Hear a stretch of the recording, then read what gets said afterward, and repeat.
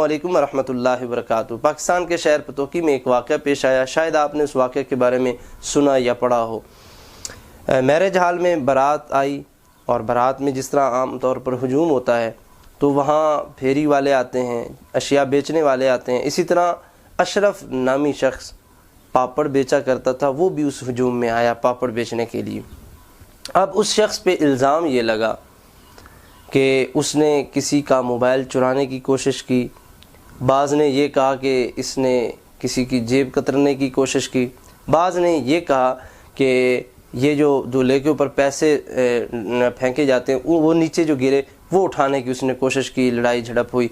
तो नतीजतन क्या हुआ कि हुजूम ने उसके ऊपर हमला कर दिया कि ये चोर है, इसने चोरी करने की कोशिश की है, जेब कतरने की कोशिश की है। अब सब हुजूम उस पर टूट पड़ा, मारा गया, उसका सीना इतना ज़ख्मी कर दिया गया कि उसके सीने के अंदर सुराख कर दिए गए, यहाँ तक कि वो बंदा मर गया।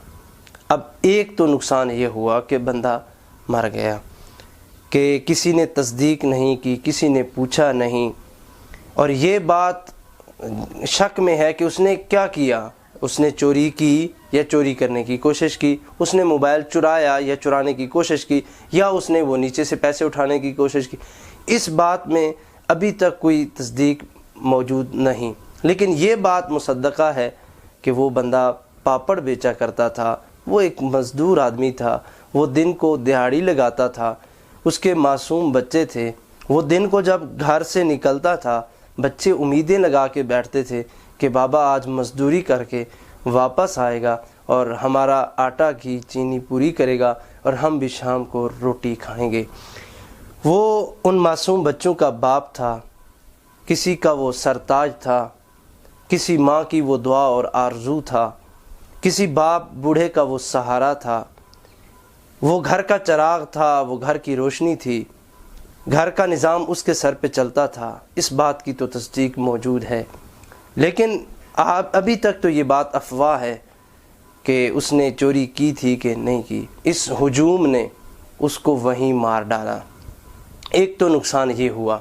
दूसरा ये है जो वीडियो मशहूर भी हुई, आपकी नज़र से भी गुज़री होगी, कि लाश पड़ी है, लोग गोल टेबलों पर बैठकर खाने का इंतज़ार करते हैं।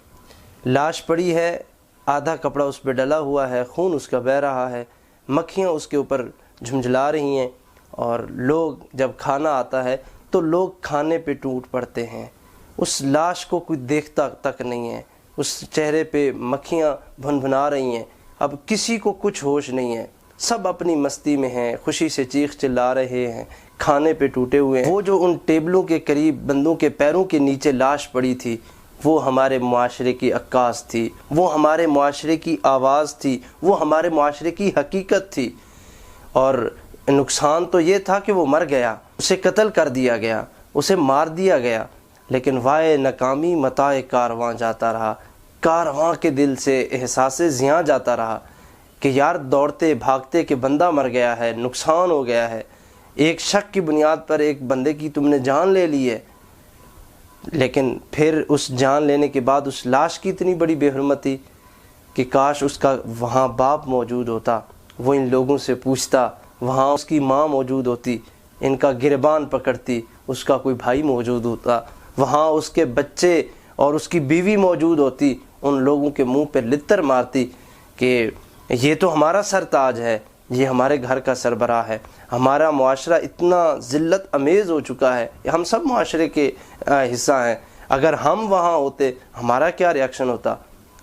अब इन वाक़यात की तरफ हम तवज्जो नहीं देते, ये बस वाक़यात। अगर खुदा न खास्ता उस अशरफ नामी शख्स की जगह कोई हमारा अजीज़ होता तो फिर हमारे जज्बात क्या होते, या उस हुजूम में, जिस बदबख्त हुजूम ने उसको मारा है, उस हुजूम में अगर हम होते तो हमारा क्या रिएक्शन होता। बस जुल्म की वजह यह है कि वो गरीब था। अगर इस जगह अमीर का कुत्ता भी मरा होता तो ये बारात सोग में बदल चुकी होती।